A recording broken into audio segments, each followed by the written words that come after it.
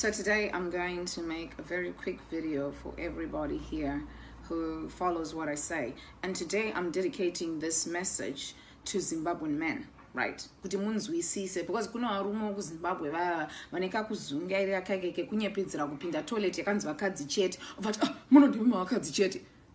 Iwa una kuona sign vakanzi vakadzi. Neka sign kekasiketi kakadai so kuzungaira rudziko. Nasi vakazungaira ndiri kuda kukudzidzisai something about money. I'm going to teach you something about money. Okay? Because so I'm going to address you and tell you what I think about the issue yemari. Okay? Now, if you go and anywhere in the world, depending on what we take no opinion, right? Mari in a different name. A different name for what the money is. Uganda mu church inonzi offering. Kana tithe. Murunzwisisa. Those that are not wait. Mpiro amnopa mchechi uya. Okay? Now, moving on. Ugaenda kuchikoro, ku crash, ku primary, ku university, ku high school, it doesn't matter.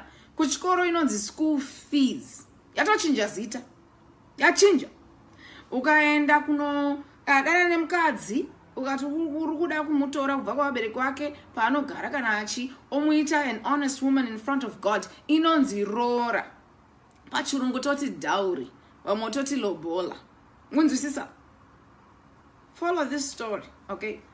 Ukaenda mu marriage ukadivorca anditi murume wako une vana anobhadhara yakunzi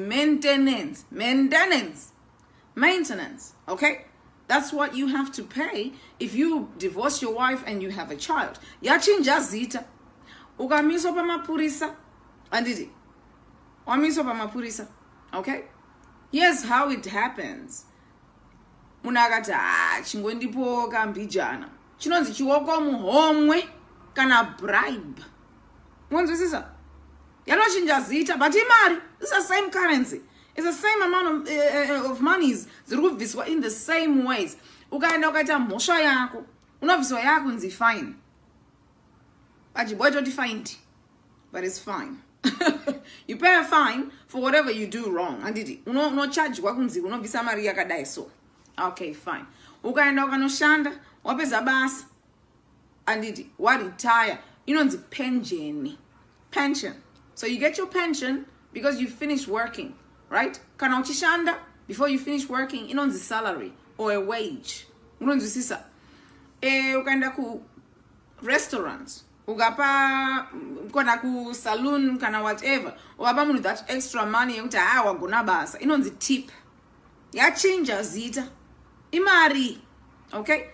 Munu ka kidnapa munu. Odanzi ofonela munu tikana mushida munu when you back. What is this to type yekuti nini ukandikidnapa nondidzosa in 5 seconds ndinotaurisa my guy ndonetsa kunge ngozi yemachewa anzichi machawa. I don't know. That's not the point. Inonzi ransom. You understand? So out of all those things I've told you kuti mari inochinja zita all the time. Here's the thing.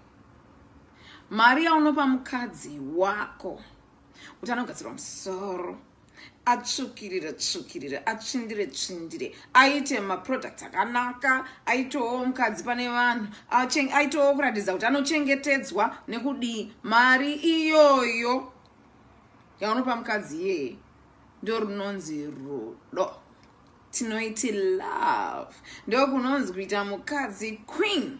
Uri kuzviziva? Now mari isingapiwe mukadzi chinonzi chitema. Iwe ndiwo chatsva kudenga tsvaga Mwari nguva iripo, chinonzi chitema ichocho. It's a sin pachirungu. Ndo inonzi mhosva inotongwa naMwari, ucharohwa neshangu yaMwari too bad. Ndimi vanhu vanobatira covid, imi vanhu vanonyima vakadzi mari. Ndakuudza iso. Zvidzidzo hazviperi, ndakudzidzisai.